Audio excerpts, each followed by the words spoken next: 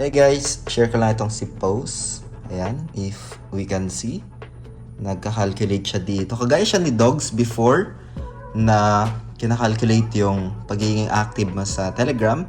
Kung like dito sa, check ko itong leaderboards. Dito. Or itong sa taas pala, itong check your rewards. So bali, check ko lang dito. Show more. Meron ako matatapos na quest. Ito guys, no? For example, yung Telegram age, merong points. Ayan, medyo matagal na yung Telegram ko.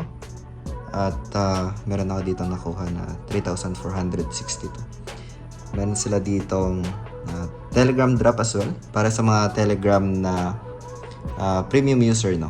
Ayan, meron akong nakuha na 666. Hamster drop, meron nakuha na 1,000 paus. Dogs drop, ito medyo malaki-laki, 10,288. Meron din ditong nat drop guys na yan. So 12,465. Pwede nyo itong i-check guys, lalay ko sa description ng video na to yung official link. At sa pinned comment guys, no, para mapuntahan nyo at para rin makaiwas sa mga phishing links online guys. No. So yun, bago natin ito i-discuss, kung hindi nyo pa na-like itong video na ito, please like this video first. Subscribe yung YouTube channel natin, turn on the bell icon para ma-notify kayo dito sa mga updates natin, airdrops, trading, and other tips in crypto ideas guys. No? So, yun, close lang natin to.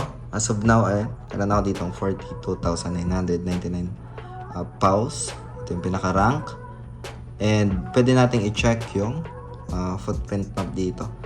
Meron ditong hints na kung ano yung next, no? So like tapos na yung Natcoin, yung Dogs, Hamster, and yung sa Telegram drop nga guys. No? So got it ko lang ito. So dun sa mga task naman dito natin makikita sa earn. No? Ayan. So ito natapos ko na. Ayan. Bali basic lang naman ito. Additional pause points. Tapos dito sa partners natapos ko na rin. So ganun lang siya guys. Pwede nyo itong i-check.